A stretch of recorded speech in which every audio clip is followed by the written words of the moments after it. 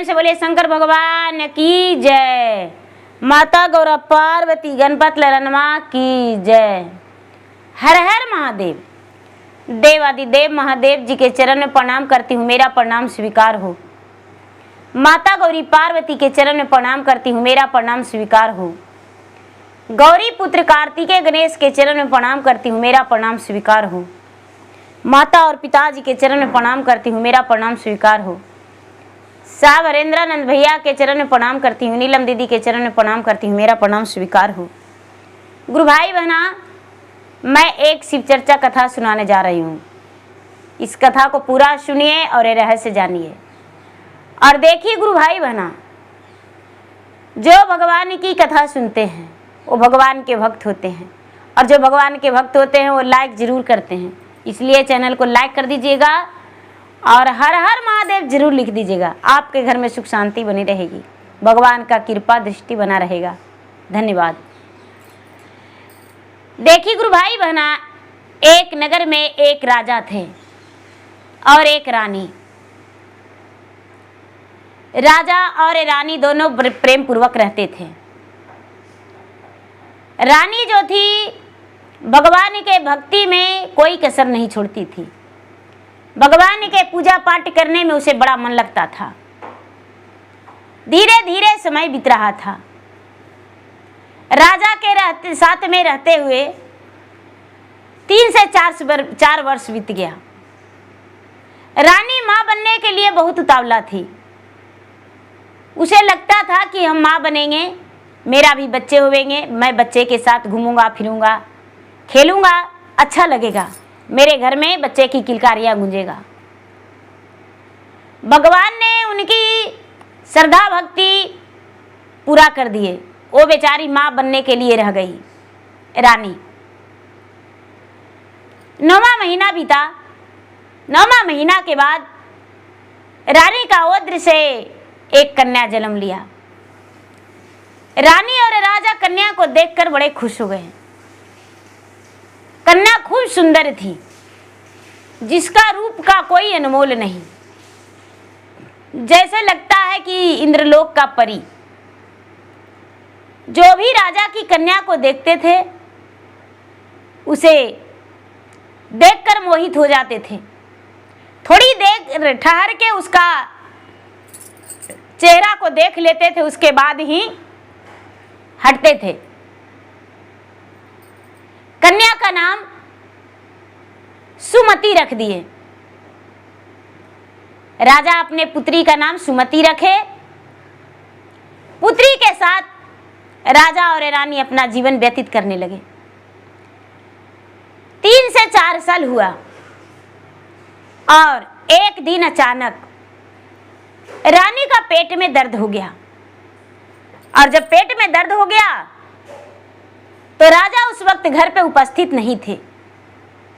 रानी घर में अकेली थी। रानी का इलाज ना होने के कारण या तो भगवान की मर्जी के कारण अपना संसार छोड़ के भगवान की प्यारी बन गई। अब जो है ये सुंदर तन को रानी छोड़ दी, त्याग कर दी और अपना वो प्राण पखेरु उसका निकल गया। रानी इस संसार से दुनिया को छोड़ कर दीदी चली गई। सुमति बहुत छोटी थी, 3 से 4 साल की सुमति थी। राजा के अपने पिता के अंगुलियां पकड़ के रोने लगी। राजा भी अपने पत्नी के खो जाने के बाद उनका दुनिया बदल गया, अलग ही दुनिया में रहने लगे। बच्ची को देखते रोते, अपने पत्नी का तस्वीर को देखते और रोते। धीरे धीरे समय व्यतीत होने लगा। राजा साहब को सभी लोग समझाने लगे, ए राजा साहब विवाह कर लीजिए, यदि ब्याह नहीं करेंगे तो आपका बेटी का कौन देखेगा। नहीं राजा साहब आप ब्याह कर लीजिए। बड़ी समझाने कहने के बाद राजा तैयार हो गए और ब्याह रचाने के लिए सोच लिए। राजा साहब एक सुंदर कन्या देखकर ब्याह कर लिए। जब राजा की पत्नी आई, सुमति पे नजर पड़ा तो राजा सोचते हैं कि अरे ये तो मेरा पत्नी मेरा बच्चे की मां बनेगी। लेकिन राजा की नई नवेली दुल्हन जो है वो सोचती है कि अरे ये तो मेरा एक बहुत बड़ा दुश्मन है, जो कि मेरा आते ही मेरा सबद से भी ज्यादा मेरे कलेजे पे लात धरेगी। इसे मुझे गोद में खिलाना होगा, इसे सारा प्यार लुटावेंगे अपना, मेरा बच्चा जन्म लेगा तो उसे कैसे प्यार दे पाएंगे। लेकिन मुझे इस घर में जगह लेने के लिए इस बच्ची को भी प्यार देना पड़ेगा। चलो कोई बात नहीं, बड़ा होएगी तो एक नौकरानी का काम आएगी। धीरे धीरे समय बीतने लगा। सुमति की नई माँ राजा को जब देखती थी तो सुमति से बहुत प्यार करती थी। लेकिन जब राजा घर से चले जाते थे, सुमति दिन भर भूखी रह जाती थी। जब राजा आते थे अपने घर पे, सुमति पिता के साथ बैठकर भोजन करती थी। राजा को यह अंदाज नहीं था कि मेरा सुमति को मेरी पत्नी दुख देती है। सुमति नादान थी, वो गांव में भी सहेलियों के साथ खेलने चली जाती थी। धीरे धीरे समय बीतने लगा। सुमति 14 वर्ष की हो गई, और जब 14 वर्ष की हो गई दीदी तो शादी का योग हो गई। सब लोग राजा से कहने लगे कि राजा साहब, बेटी बड़ा हो गया, ई रानी का तो देखिए ना जाने भगवान लगता है संतानों नहीं देगा, लेकिन आपका एक बेटी है उसका ब्याह कर दीजिए। राजा का खुशी एकदम 10 गुना बढ़ गया। गर्व से सीना चौड़ा हो गया कि मेरे दरवाजे पर बारात आएगा और मेरा बेटी दुल्हन बनेगी। पूरे गांव जवार मेरा घर में आएंगे, झूमेंगे, नाचेंगे, गाएंगे। राजा अपने बेटी के बर के लिए तलाश करने लगे। जब सुमति की नई मां को जानकारी हुआ कि राजा अपने बेटी के लिए रिश्ता खोज रहे हैं, सुमति एक नौकरानी के बराबर घर में रहती थी। सुमति घर के सारा काम करती थी दीदी। सुमति घर में गोबर गोईठा, घर के सारे बर्तन, झाड़ू पोछा, माँ के तेल लगाना, जो रानी थी नई रानी, वो नौकरानी को भगाकर और सुमति को नौकरानी रखी थी। सुमति को जो भी बासी कुसी बचा रहता था खाना वो दे दिया करती थी। फिर भी सुमति को लगता था कि चलो कोई बात नहीं, ये तो मैं इस घर का बेटी हूं तो मेरा फर्ज है करना। अपने पिता को भी भोजन देती थी। राजा अपने बेटी को खुश देखकर बड़े प्रसन्न रहते थे। राजा साहब अपने बेटी का ब्याह पक्का कर दिए। जब ब्याह पक्का कर दिए तो रानी सुनी तो लगा कि अरे मेरा बेटी का ब्याह, बारात आएगा, खर्च होगा, इससे बढ़िया कि इसे यदि मार दे या भगा दे, घर से निकाल दे तो बहुत अच्छा रहेगा। राजा चले गए रिश्तेदारों के यहाँ निमंत्रण देने। रानी उसे 3 दिन लगातार भोजन नहीं दी और कहती है कि यदि तू इस घर में रही तो हम अपना प्राण त्याग देंगे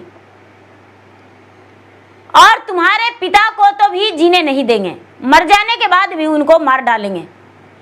तू यदि मुझे देखना चाहती हो और अपने पिता के खुश देखना चाहती हो तो इस घर से निकल जाओ, तेरे ही कारण मेरे पति कंगाल हो चुके हैं।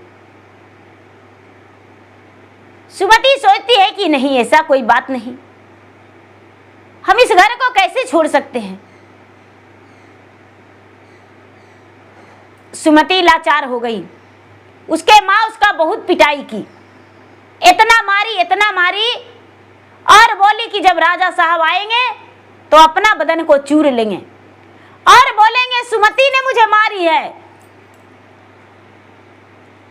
डर के मारे ए बेचारी दरवाजे पर बैठ के सिसक रोने लगी। सौतेली माँ आधी रात में इसको धक्के मार के घर से निकाल दी।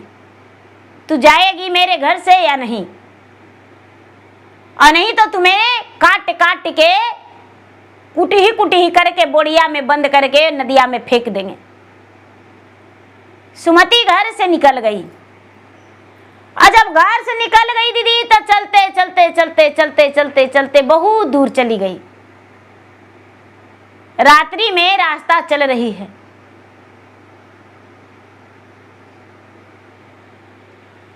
रात्रि में रास्ता चलते एक महादेव का मंदिर मिला। महादेव के मंदिर मिला। मंदिरवा में जाके भगवान से बड़ा प्रेम से प्रार्थना करती है कि हे भगवान, कितना दुख हमको दिए। तो भगवान से कहती है कि माई आज मर ले गुरुजी पारा, ले विपत्ति आज पारा, ले विपत्ति आज उठ गए ले बेटी सिर हाथन रे की। छोड़ियो में देला गुरुजी हमारी संगाती आयर हमारी संगाती आजी। घरवा सौतेली मैया अत्याचार कर रे की। खाई के नयन मिले पेने के नवासा तर अर पेने के नवासा तर जी। सौतेली मैया करे अत्याचार रे की। हाथवा पकारी गुरुजी घरा से निकाला लन यार घरा से निकाला लन जी। कौनी नावरिया हम जाए वरे की। भगवान से कहती कि हे भगवान, मैं इतना भक्ति करती हूँ आपको, लेकिन आप भी मुझे रास्ता नहीं दिखाते हैं। अब हम क्या करें?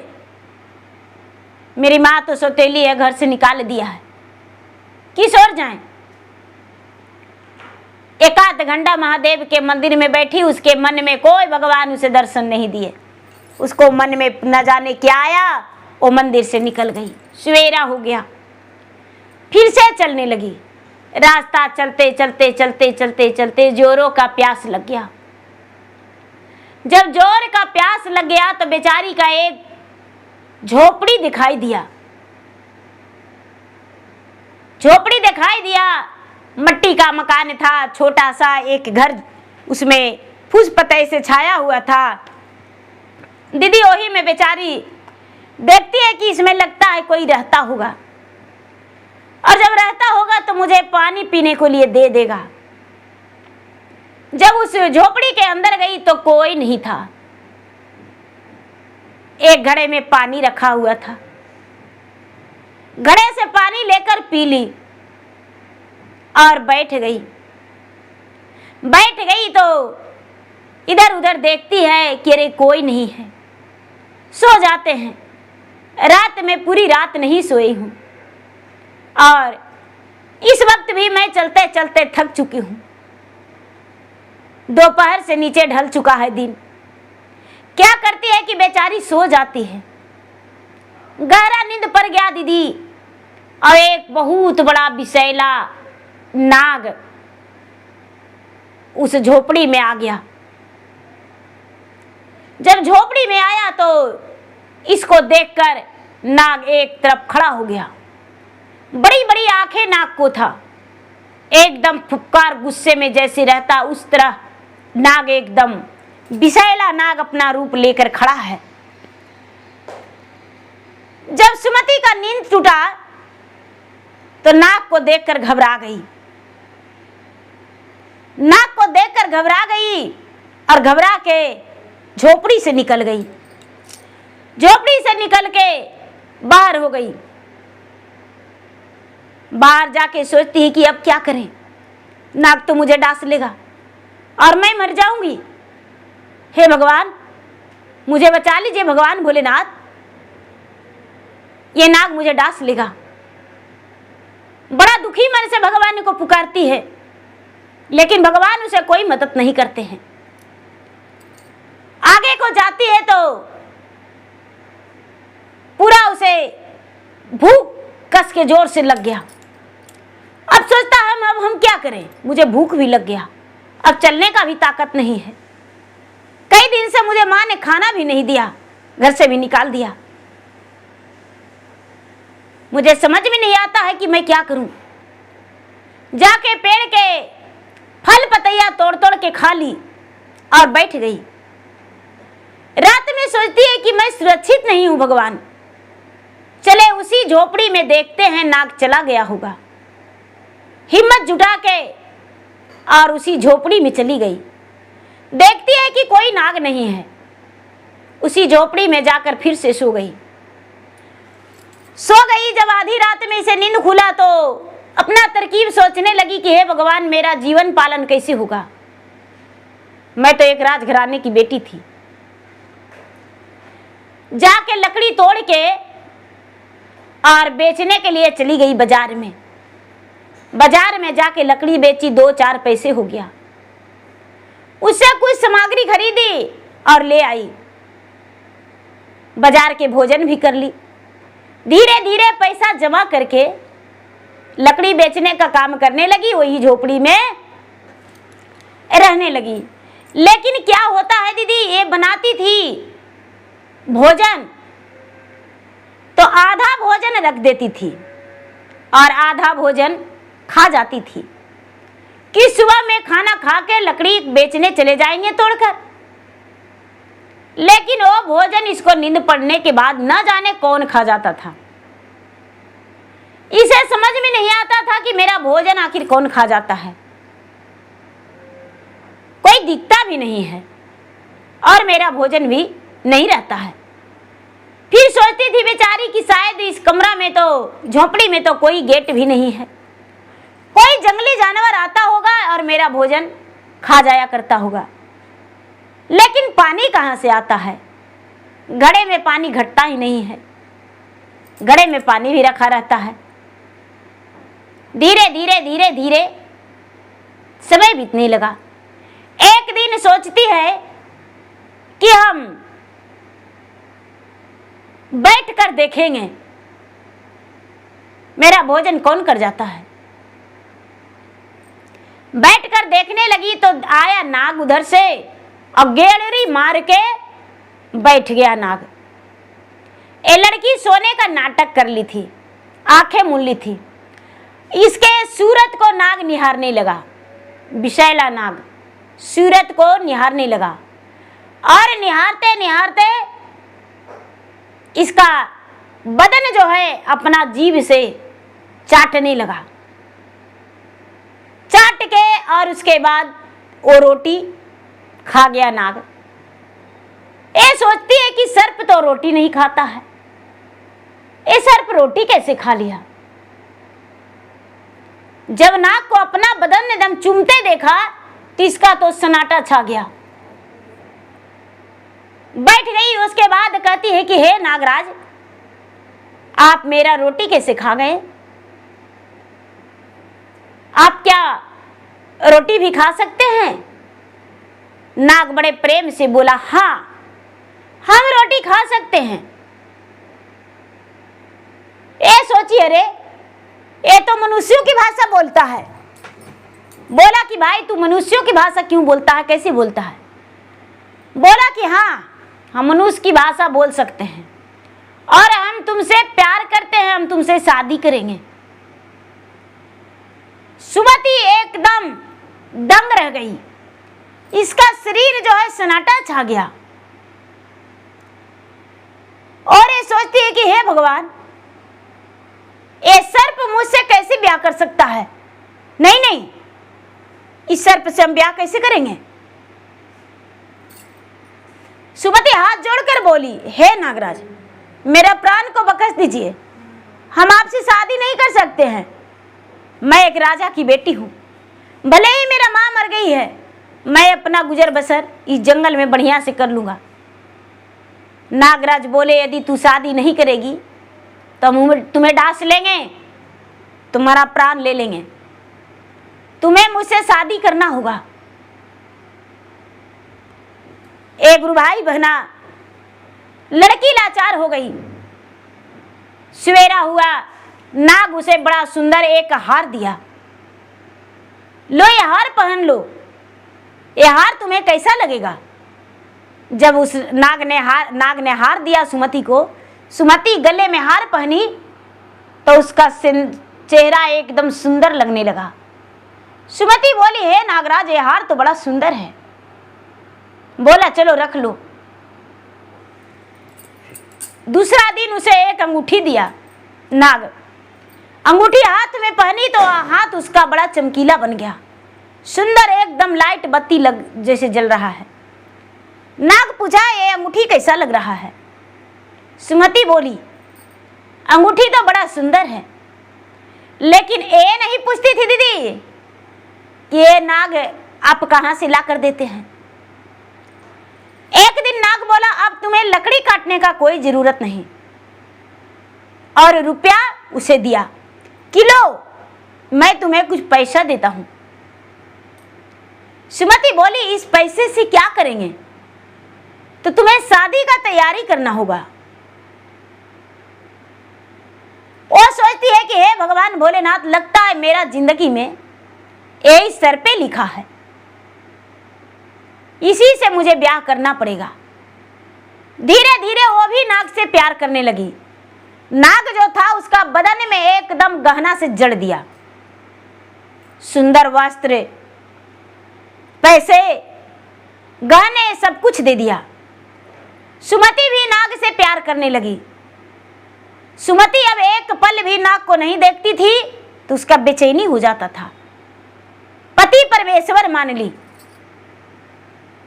और जो नाग है वो बोला कि ब्राह्मण को बुला के तुझे शुभ दिन निकालना चाहिए। सुमति बोली कि हम गांव नहीं जा सकते हैं। तो ठीक है, कोई बात नहीं।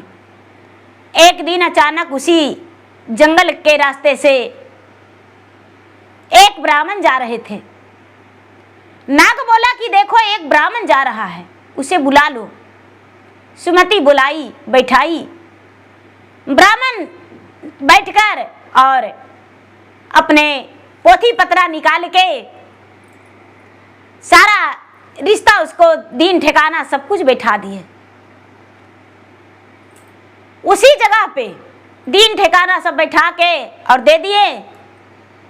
सुमति को हीरे मोती पास में नाग दिया कि जाओ ब्राह्मण को दान दे दो।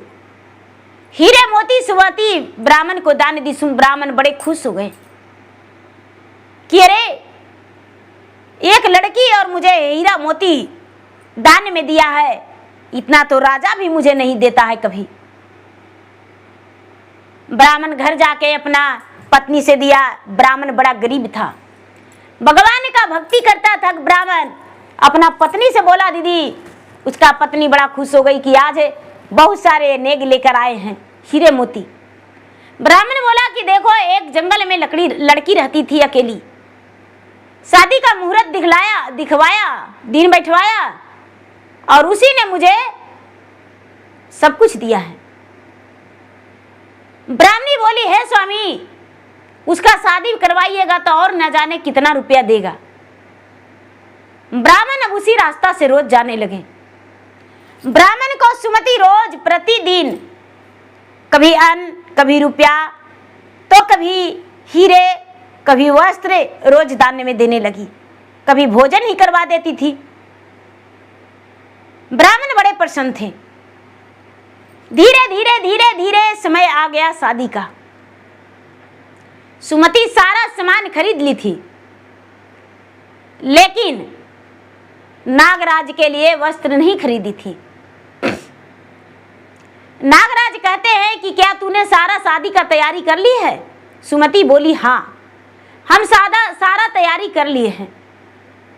सुमति बोली कि तो ठीक है, आपका जोड़ा हम नहीं खरीदे हैं। दूल्हे का जोड़ा दुल्हन नहीं खरीदती है, उसके माता पिता खरीदते हैं। नागराज बोले मेरा मदद कर दो, तू नहीं खरीद तो।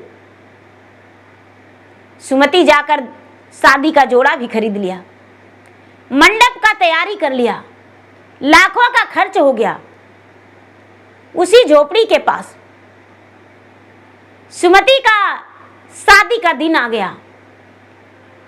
दोनों का बरबद एक ब्राह्मण गए, वही ब्राह्मण, और ब्राह्मण जाके दोनों का विवाह करवा दिए। एक सर्प का शादी एक लड़की से हो गया, दोनों का ब्याह हो गया। सर्प ने क्या किया, उसे मंगलसूत्र पहनाया, उसे सिंदूर दान किया, गहना वस्त्र सब कुछ दान में दिया। सुमति सर्प से शादी करके बड़ा खुश थी। ब्राह्मण शादी ब्याह करके करवा के अब दान लेकर ब्राह्मण अपने घर चले गए। ब्राह्मण जब घर चले गए, दोनों का सुहागरात आया। सुमति अब तनिक भी नहीं डरती थी कि ये सर्प है और सर्प से हम ब्याह कैसे करेंगे। यहाँ सुमति के पिता बहुत परेशान थे कि मेरा बेटी कहाँ चली गई। उसकी सौतेली माँ सुगंधा बोली थी कि आपका बेटी न जाने किसी पराये पुरुष के साथ भाग गई। राजा के इस बात पे विश्वास नहीं था। राजा बेचारा इस बात से बड़े परेशान थे। सुमति अब उसी सर्प के साथ रहने लगी।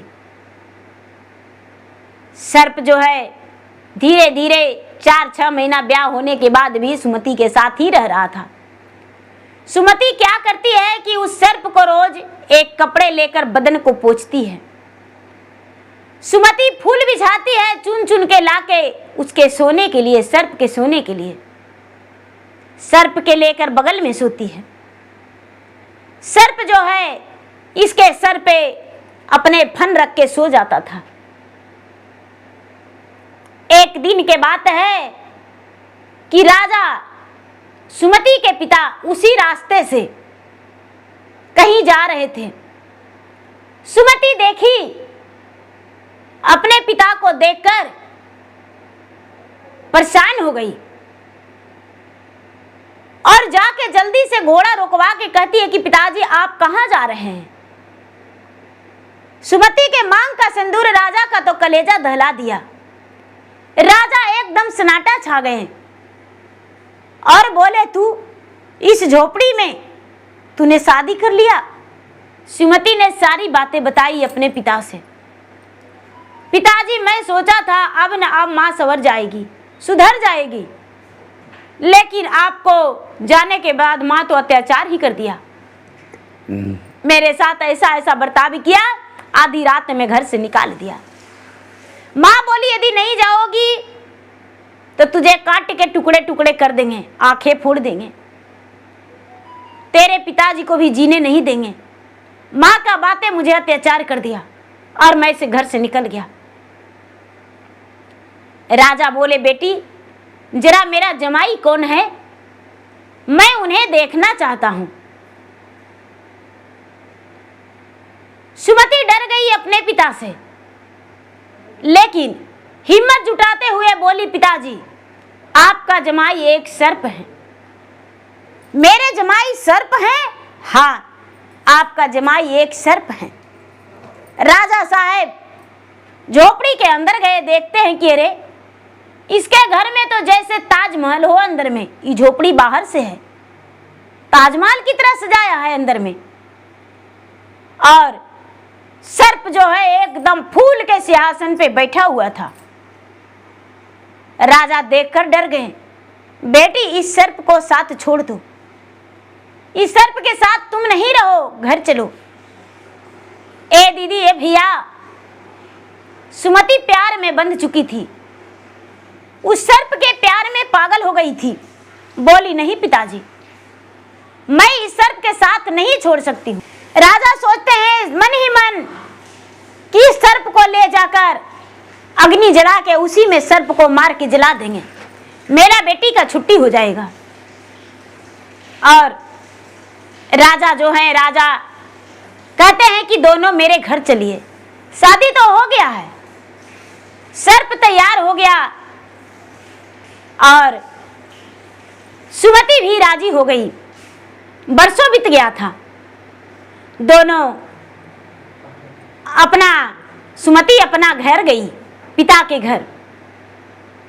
जब सुमति के पिता अपने बेटी को और जमाई को लेकर गए, सुगंधा को कहते हैं, सुगंधा मेरा बेटी आई है, सोने का थाल में आरती उतारो। जब सुगंधा आरती उतारने के लिए गई तो सर्प को देखकर बड़ा प्रसन्न हुई। अरे सुमति का ब्याह तो एक सर्प से हुआ है, इसे तो सर्प काट लेगा और काट लेगा तो सुमति मर जाएगी। बड़ा अच्छा की बात है, ना जाने किस जन्म के एक पाप इसे मिल रहा है। सुमति क्या करती है, रोज तो बेचारी बरसों से रह रही थी सुमति उस सर्प के साथ। जब महल के अंदर गई सुमति अपने सर्प पति के साथ, शाम हुआ, सुगंधा उसकी मां कहती है कि बेटी हम तुम्हारे सुहाग से अपने घर में एक माली को बुलाकर सजवा देंगे। हम आज तुमसे बहुत खुश है कि तूने शादी कर लिया है। बोली मां मैं भी बहुत खुश हूं। सुमति का बदन जो है एकदम गहने से जड़ा हुआ था, हीरा रतन का गहना था। देखकर उसकी मां का आंखें एकदम जल रहा था, इतना गहना कहां से लाई है इस सर्प के साथ ब्याह करके, कोई 2 नंबर के धंधा करती होगी। जो सुमति थी वह भगवान के भक्त थी। जब उसकी मां माली बुला के पलंग को सजवा दिया, पूरा पलंग माली सजा दिया और दोनों का सुहाग सेज पे जो नाग थे, नाग और सुमति दोनों, सुमति प्रतिदिन की तरह सो गई और नाग जो है जब 12 बजा है तो उसका पूरा बदन जो है एकदम दर्द से फटने लगा, नाग तड़पने लगा, पूरा बेचैनी से तड़पने लगा, नाग गरजने लगा। जब नाग गरजने लगा तो सुमति की माता जो थी सौतेली, वो बाहर से खुशी में एकदम उमंग हो रहा है उसको कि चलो लगता है कि नाग सुमति को निगल गया है और इसीलिए उसका पेट में दर्द हो रहा होगा, तो चुभ रहा है, तो नाग जो है गरज रहा है, लेकिन सुमति का नींद नहीं खुल रहा है। देखिए भगवान का महिमा अपरंपार। बाहर से उसकी मां जो है एकदम हंस रही है, नाग अंदर में दर्द से तड़प रहा है। तड़पते तड़पते तड़पते तड़पते तड़पते एक सुंदर मानव में बदल गया उसका बदन। पहले तो ये बना, तो धीरे धीरे धीरे धीरे धीरे धीरे धीरे उसका पूरा बदन बन गया। जब मनुष्य बन गया वो सर्प से सुमति का आंखें खुला। सुमति उसे मनुष्य को हाथ पकड़ के और चाटा लगाते हुए बोली कि दुष्ट पापी, मेरा अस्तित्व को नाश करने आया है, मेरे पति को तूने मार डाला। अरे दुष्ट, मेरे कमरा में तू कैसे घुसा, मेरे पति कहां गए? नागराज बोले, अरे पागल, मैं तुम्हारा ही पति हूं। नहीं नहीं, मेरा पति एक सर्प था, मैं बरसों से अपना पति स्वीकार के उनकी नाम की सिंदूर लगा के और उनके साथ मैं बहुत खुश था। नागराज बोले, हाँ सही बात है, तूने खुश थी, मेरे साथ खुश थी, मैं ही तुम्हारा पति हूं। मेरी कहानी सुनो। मेरे घर में मेरी माता जो थी भगवान की भक्ति करती थी। मेरी माता रोज पूजा करती थी महादेव का मंदिर में, और महादेव के मंदिर में पूजा करके माँ प्रसादी चढ़ा के लाती थी।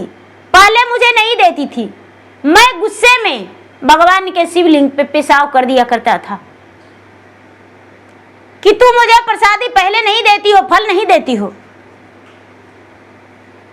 कोई भी, मेरी माँ पूजा करते रहती थी और मैं भगवान पे पेशाब करता था, और उसी के कारण भगवान ने मुझे क्रोध होके श्राप दे दिए कि तू एक सर्प बन जाओगे। मेरी माँ तड़पने लगी, रोने लगी कि हे भगवान मेरे पुत्र को क्षमा कर दीजिए। मैं तो 12 वर्ष का था और फिर भी मैंने गलती करता था कि भगवान पे पेशाब करता था। मैं कोई देवी देवता नहीं मानता था और मैं ऐसा करके अपराध किया था। भगवान ने बोले तू सर्प बन जाओगे, और कोई भी लड़की तुझे यदि अपना पति दिल से मान लेगा, उसका परिवार अपना लेगा, तब तुम एक सुंदर मानव बन जाओगे।